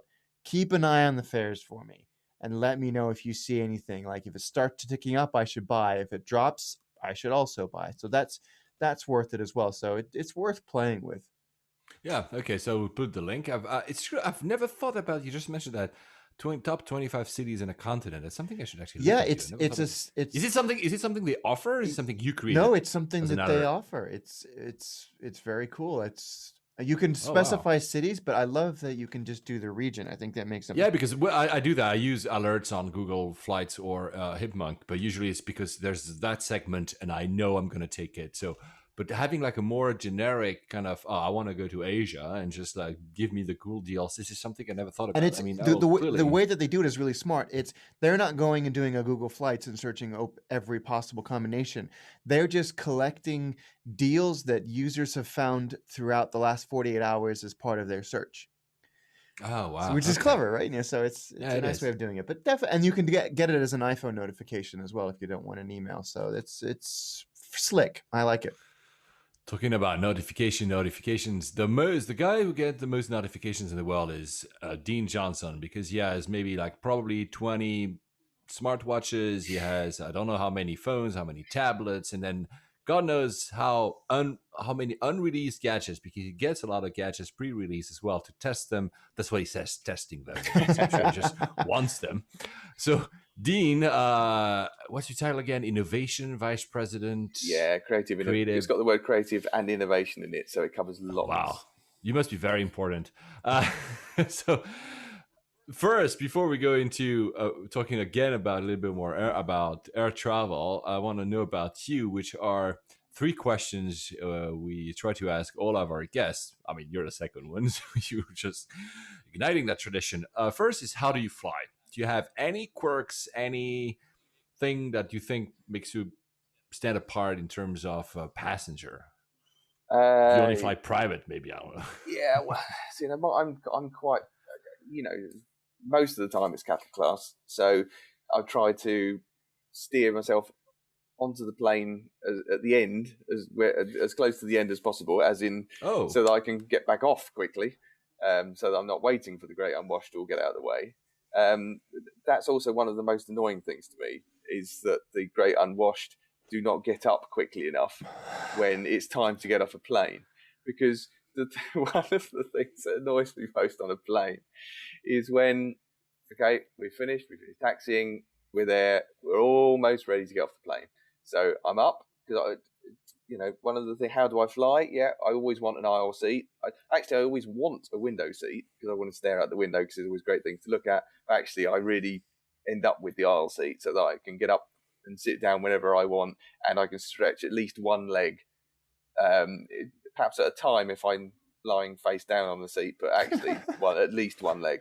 But the thing that annoys me is, so we've taxied, we're there, I've stood up, I'm on the aisle, I'm one of the only people that have stood up, so I know that I can see at least 2 or 3 people in front of me also on the aisle that haven't stood up yet. So I've got my bag down, I've got my coat on, I'm ready to go as soon as the line starts moving. No, as soon as the line starts moving, then those other people get up.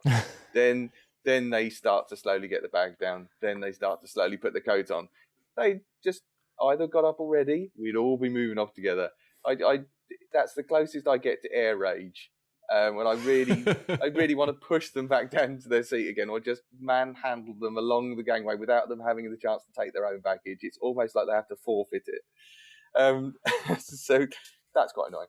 The other thing that annoys me also is that when people leave window blinds down too long, it's daylight, and it's not because the sun's streaming in their eyes. It's just that they think that they know how to adjust themselves to the local time. Actually, they're going to stick with the time. It was nighttime when we left. Let's still make it nighttime now. No, the reason I'm not going to get jet lag is because it's daylight out there. Now make it daylight.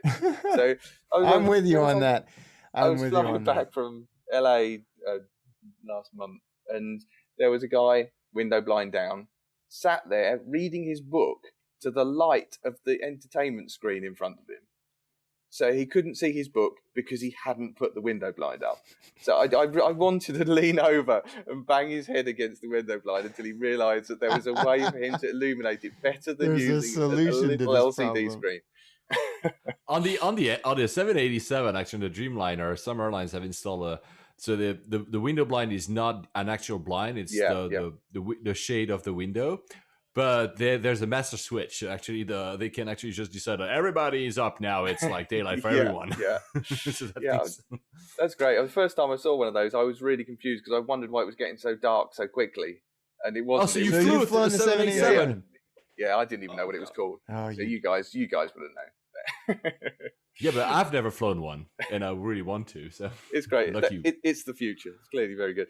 So no major unusual idiosyncrasies. I will just try and get on. I think the last 5 minutes suggest otherwise, Dean. So the TSA are actually going to pull me off before I get on the plane next because I'm a potential air rage risk now, having done this. That's a worry. Talking about that, do you have a second question? Do you have a memorable flight story, or maybe also in an airport, something that really stuck out and said, okay, this was really one of a kind? Yeah, I suppose two of them. There's two of them here. Both of them involved me having not air rage, but being quite annoyed by something. We are there's a trend here, right? Yeah, the first one would be when this must be about a decade ago, when I flew to New York with my wife, and this was before all of the ridiculous taxes, so we could just get there and back for 250 quid each. But that wasn't cheap enough. We wanted to save another 50 quid. So we went with Air India to New York, not a conventional airline to fly to New York, I presume. I've never flown Air India since, for this very reason. So we got on the way there, brilliant. We were upgraded as soon as we got on the plane. It wasn't even at the desk. We were called out over the tannoy. Mr. and Mrs. Johnson, please come upstairs. Nice. Brilliant. Upgraded. Fantastic. They had flock walls. That was amazing. That's the first time I've ever seen that in an aircraft. Flock walls.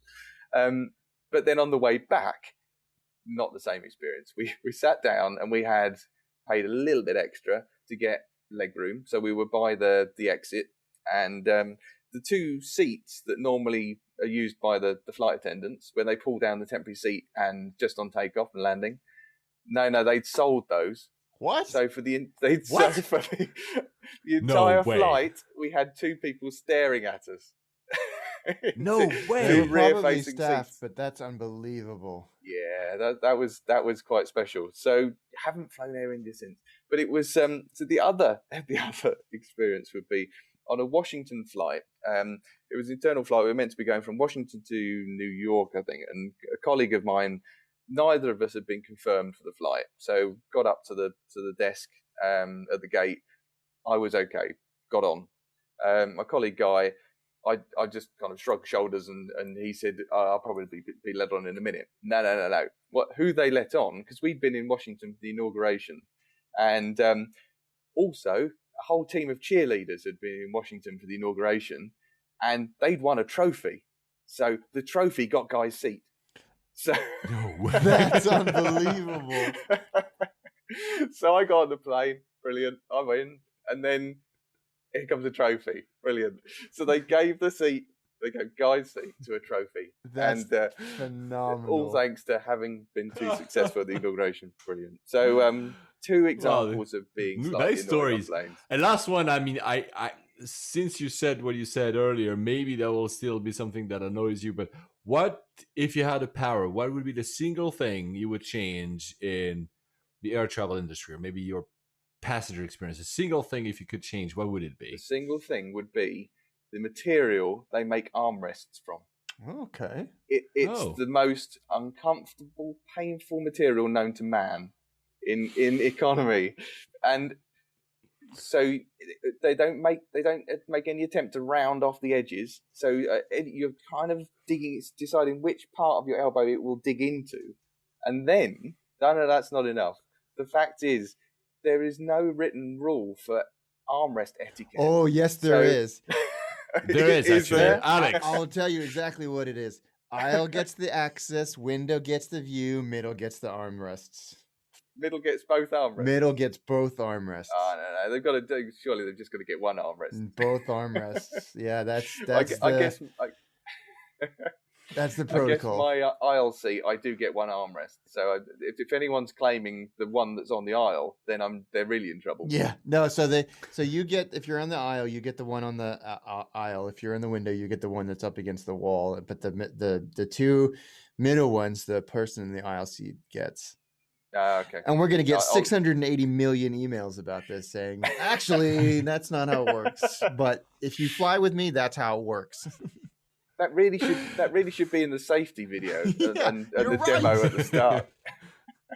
You're actually right. An etiquette would be nice, or at least on the leaflet in front of you. Yeah. But since you talked about that, about being in a seat, so earlier in the show you mentioned about, it would be so nice to have the headset, the VR headset. So you are someone who actually knows about virtual reality. You also worked in it. We'll go to that in a minute. But imagine yourself with a VR headset, and now what do you do with your hand? You start slapping the people next to you instead of actually just fighting for the armrest because you have no realization of where you are. So VR in airplane. So we mentioned earlier, you said, Dean, that Qantas and Samsung are working together. I think it's a trial. They're offering VR headsets for the premium passengers or in some of their aircrafts. I've not read any reviews, to be honest, about how this is going, so I can't tell you. But it's certain that they're going into that direction. Before talking about what the airline industry is doing, would you yourself, if you have, I think you have a few VR headsets, would you put one on during a flight and just forget about everything else and just, either play a game and I'm not talking about those where you actually have to stand up and move, but just an immersive experience, whether maybe just a movie. Would you do it? Have you done it? No. No, I haven't, and no, I wouldn't for any duration of time. So I kind of already mentioned this. There's about an hour's worth of just. So I was just this weekend. I was immersing myself for an hour of solid virtual reality, testing all sorts of stuff. Came out the other end, and I felt like I was some kind of right stuff test pilot because I was in pain, I was nauseous, but I felt good about that because I was pioneering all of that. That's not the kind of thing that a first-class passenger pays good money to feel pain and nausea. No, in fact, there was a news story only today that was talking about using VR headsets to counter motion sickness on planes. Because the point was, when you're on a plane and the plane is moving, because all of your point of reference is remaining fixed, your brain thinks that, actually, something's not right here. That's why I'm nauseous. Now, the point was saying you could use a VR headset and it would give you something in what you're looking at that would balance out that issue. So it would show something moving with the horizon line.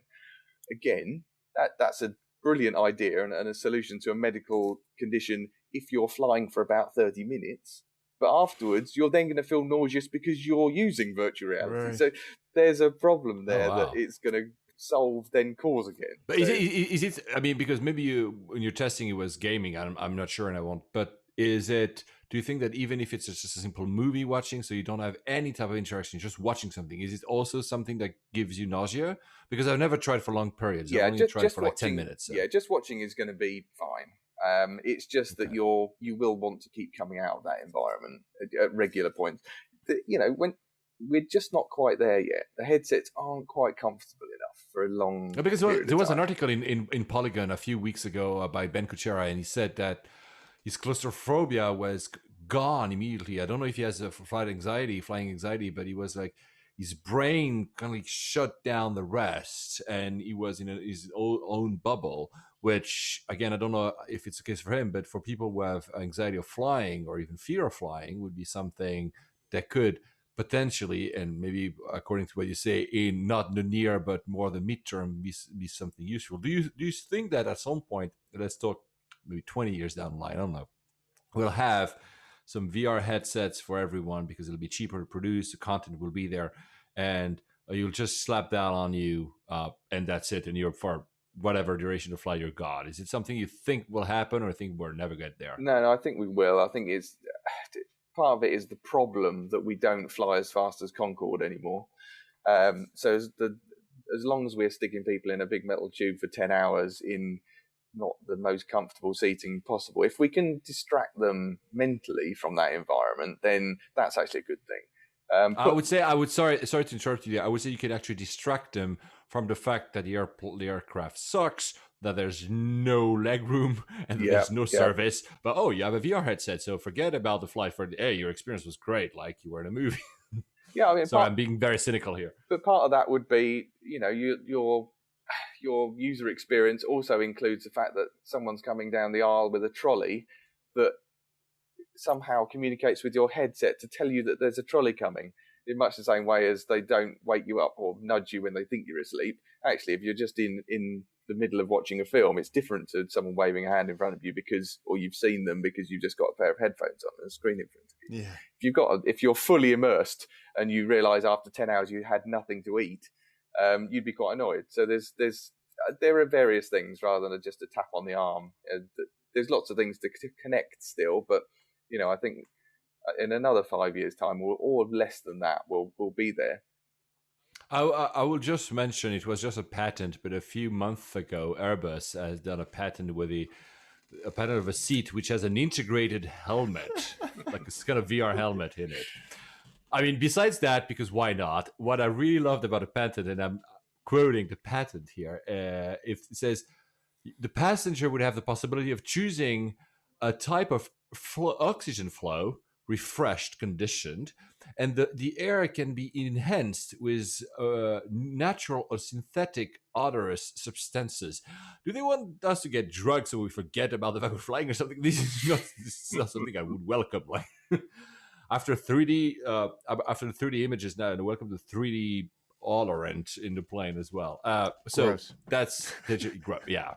But I mean, they're going for. I mean, these are just patents. You cannot read too much into patents, but clearly there's the fact that there are some trials. We mentioned Qantas. I know that Delta was also interested in providing headsets for passengers. There's something about it, but according to what you say, it's too late. So maybe let's go not as far as VR headsets, but something closer to what we have now in terms of our own, stuff we use currently.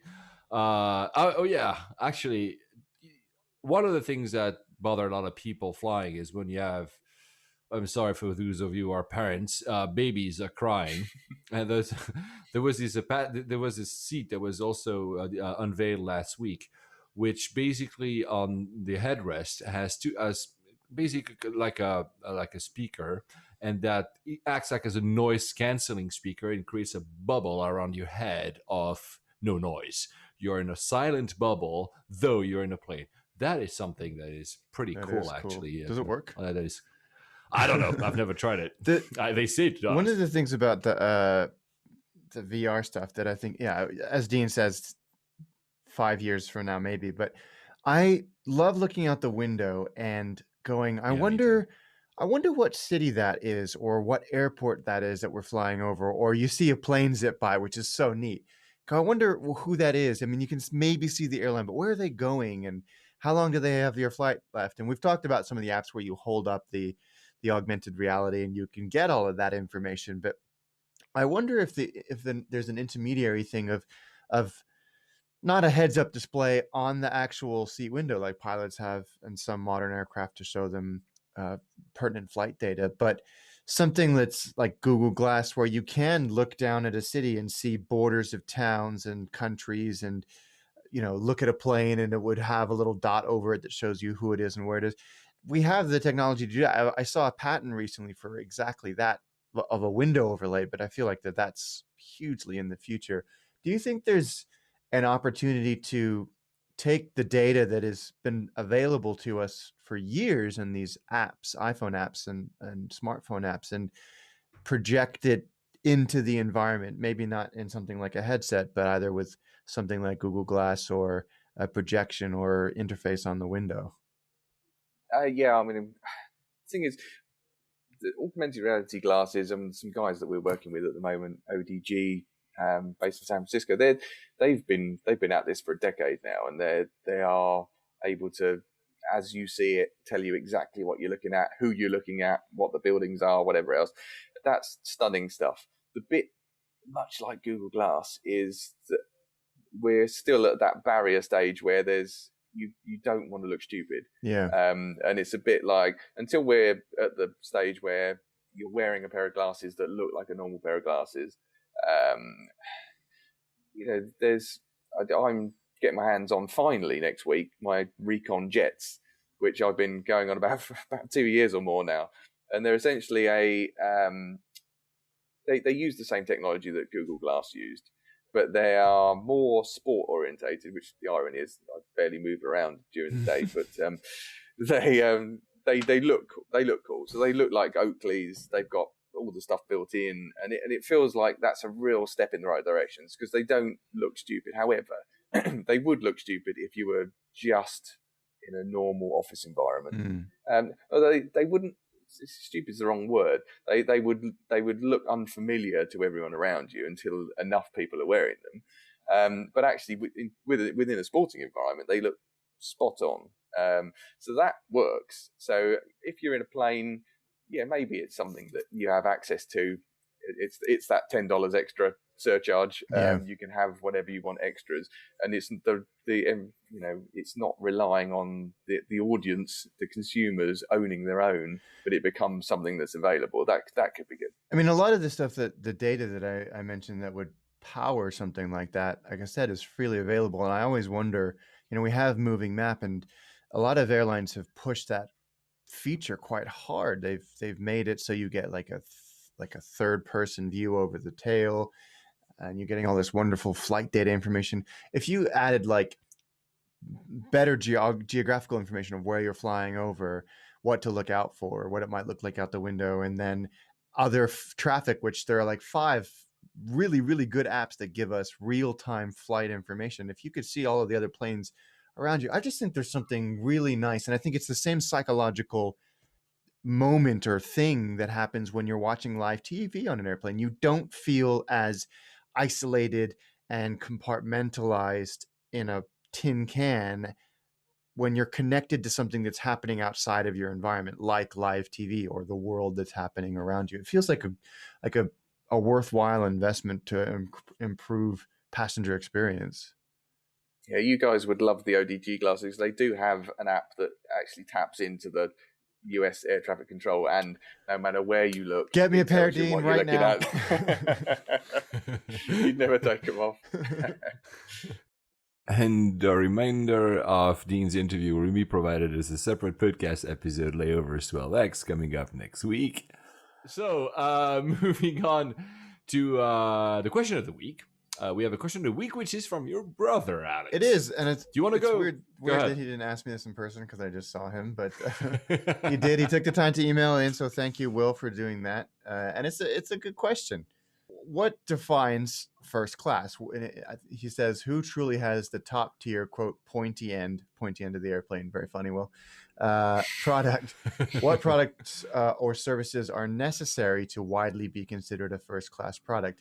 And there's actually 2 really interesting components to that question. I mean, there are some extraordinary first and premium, ultra first, or 6-star, whatever you want to call them, products out there, specifically in the Middle East airlines, where you get, well, the apartment, Etihad apartment that Nicole Kidman is the residence. Residence, thank you. That's what it's called, which is really just your own private apartment on the airplane. And then others where there's showers available, and that's Emirates. More and more of them are having these private suites with the doors closed, even in business. So Singapore has introduced suites. Interestingly, though, Singapore, they still have first class, and then they introduce suites, which is above first class, which tells you, because this is, I didn't want to interrupt you, but this is really about marketing, because what it calls first class is the name you give it. Well, to it, right? kind At the end of. the day. No, I mean, sorry, about the term, because we'll come to the differentiation what they call first class in the US. Just the doors, they also, Garuda has doors as well. Yeah. Emirates has Singapore Airlines have got it. ANA have it. Asiana have it. It's becoming more and more prevalent, and it's quite a nice thing being able to cut yourself off. Even business class, Singapore Airlines business class product is outstanding. Yeah, and that's the thing. Honestly, when you think about it, Alex, when you look about, I mean, I was I was lucky to fly only a handful of times on in first class. It wasn't Emirates. I had that private door that closes, really cool. But so I have no recollection of flying first class when I was a kid. But when you would walk in front of the first class back then, you realize that basically what used to be called first class maybe 10, 15 years ago, now the nowadays business class is actually even better than Yes, this absolutely. most of the time. Absolutely. Which is why a lot of airlines are even doing away with first class altogether, because you're in business class, you have a life flight seat and you have champagne and you have whatever. So you don't need a first class. It's really becoming like you said, ultra specific product for very specific routes and very specific yes, airlines, and you're pricing isn't it just under what a private jet would cost. And that's not an exaggeration. That's really what it costs. But when you look at it quantifiably, it's very difficult to define the aspects or the features or whatever that say this is what makes up a first class product, because I found some really interesting numbers about this in terms of seat pitch and seat width in premium seats, and it really runs as well as things like the video type, is it on demand or is it rolling, laptop power, Wi-Fi, and the type of seat. And it runs all the way from, if we look at first class, Hawaiian Airlines on their 767. So that's not really intercontinental or well, you're going a long way. It's 4+ hours to get from the West Coast to the US. Yeah.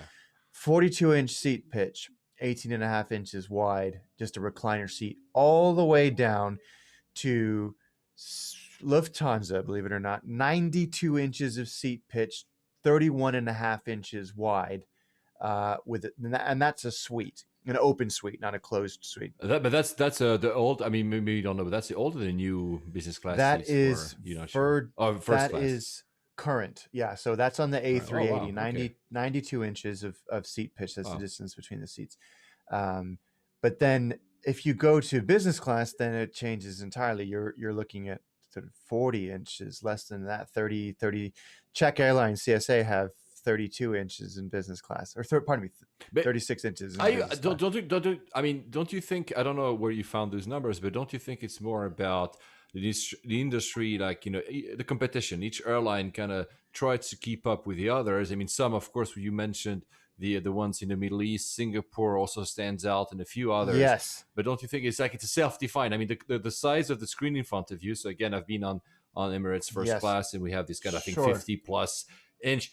No one tells anyone that it's 50. Maybe like in 10 years, we'll have 65 or VR headset, like we just stuck with Dean. We don't know, right? No, there is nothing. And again, that in itself shows how vast the gulf is between these, and they're all considered quote unquote first class products, and you can go from 40 inches to 92 inches.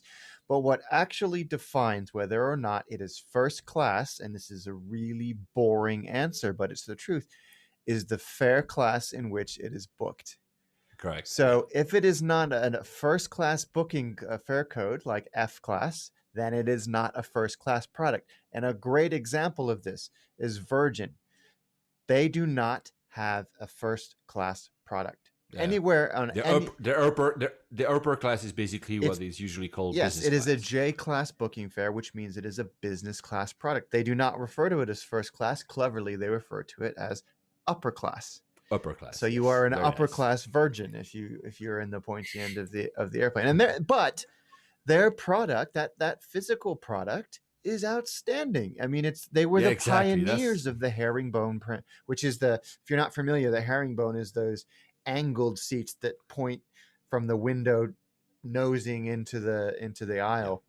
Which have the advantage of every single person in the cabin can have direct access to the air. Exactly, which is a huge feature. Some people call them coffin seats because you do feel a little claustrophobic, but I like them. I think they're very comfortable seats.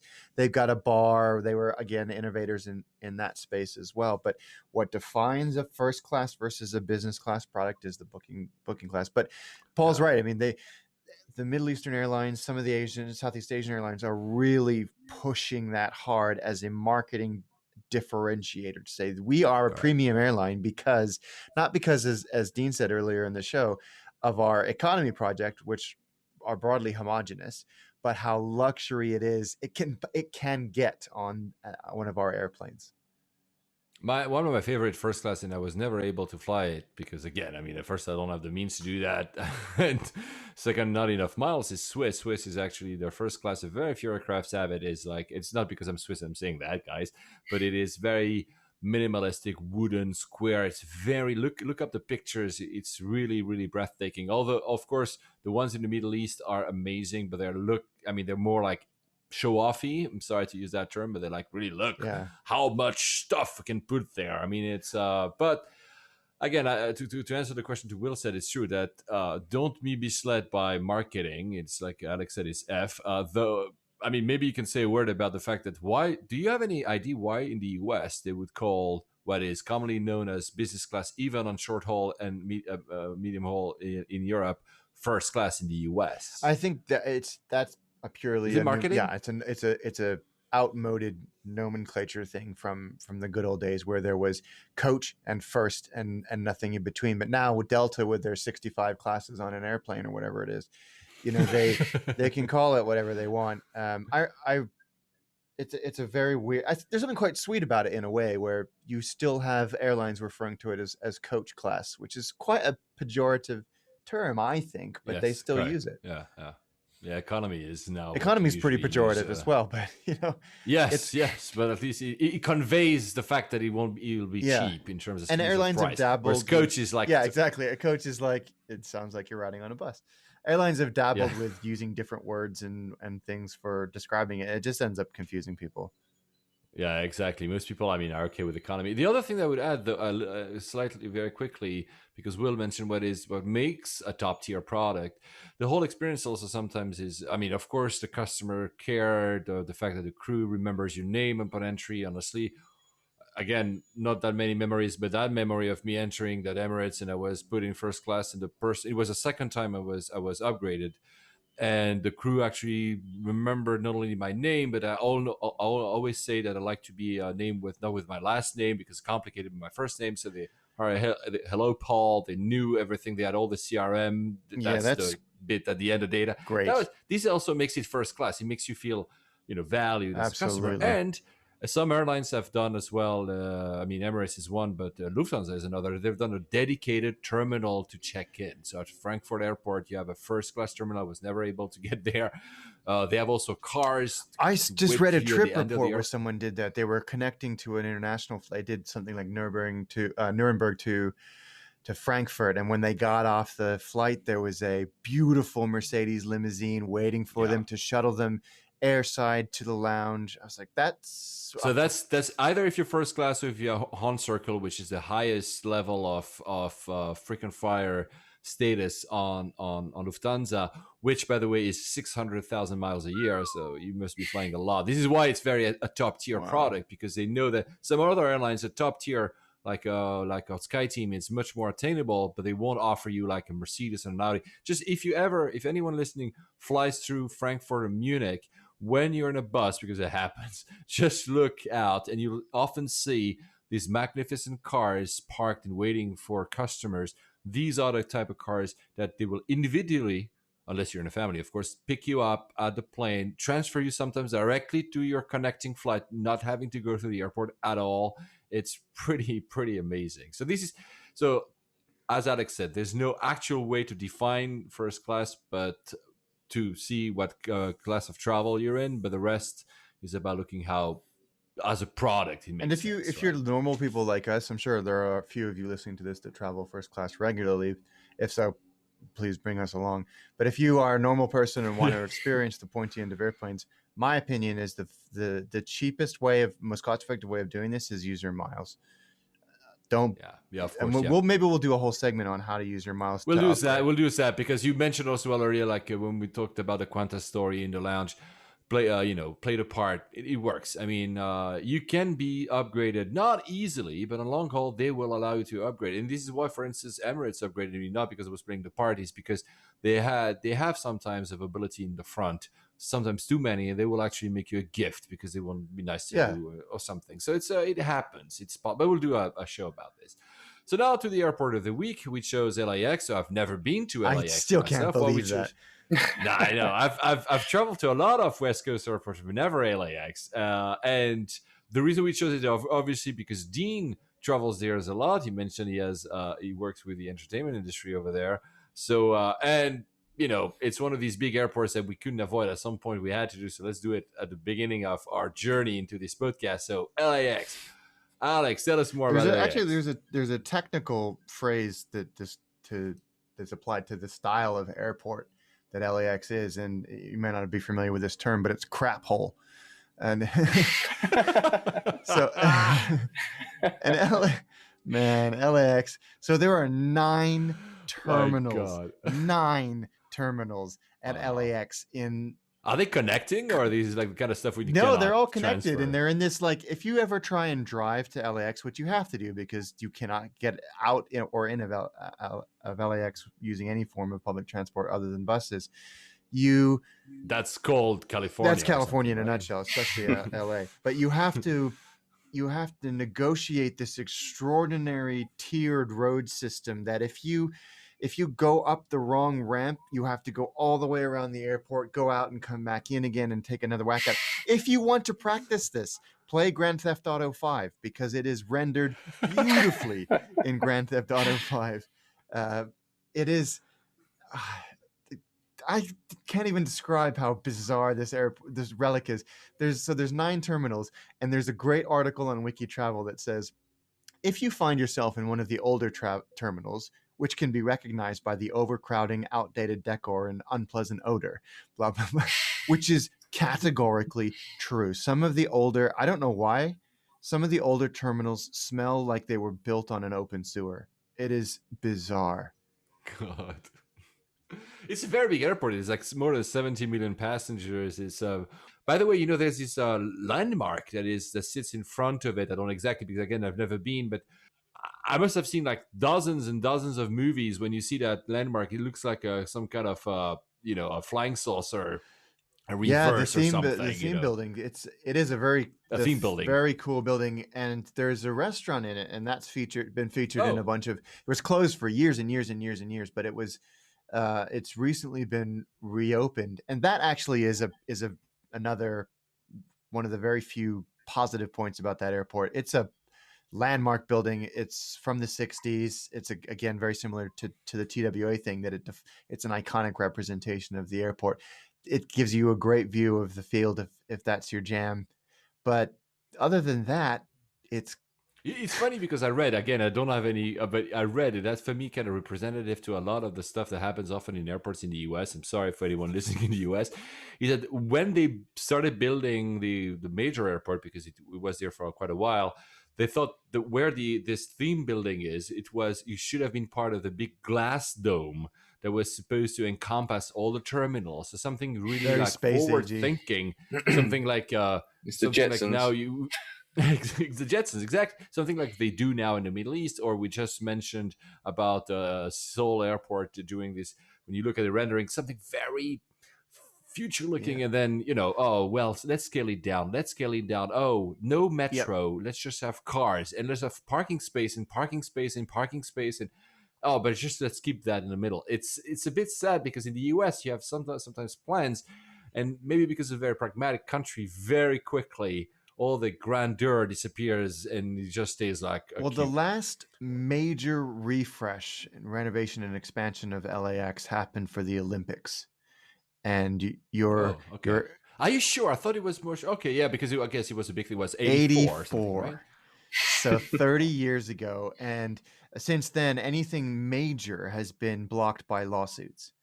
But it says, I read somewhere that they want to build an airport link, like a rail link, which for California would be amazing to be able to go out of the airport without being like Dean, he said earlier, having to rent a car and then getting lost and then going on that thing you just mentioned, Alex, and being lost forever. The thing about LA is you could take public transport somewhere, but you still have to drive to get anywhere else in LA.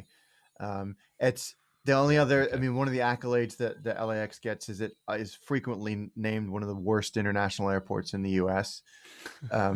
Now, there is one hugely redeeming feature of this airport if you are in any way interested in airplanes at all, even if you're not.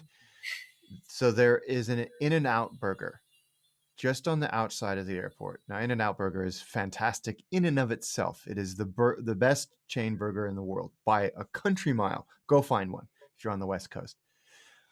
But it is also, there's the restaurant and then a grassy area right in front of it that is right at the end of the runway for the approaching heavies. Oh, so you can sit outside with your amazing burger and your milkshake as these heavies give you a haircut as they come in. It just, if you Google image search for this, you will see the most extraordinary pictures. And as Paul said, because it's such a huge airport, you get planes from all over the world, and you can while away hours at this place. And you can, even if you're doing a transfer and you don't have a car, you can actually get to it by hopping on one of the car park buses. I think it's a free car park bus, but there is a bus that will take you from the terminal right to the In-N-Out. It's called the parking spot is the name of the car park. Jump on that shuttle bus. It'll take you right to the In-N-Out, and you will have the best layover that you can experience. Oh, wow. Dean, have you ever, so you've been to, but what do you think? Is it really worth the name Crab Hole? One of the, I don't know, that's quite harsh, but fair.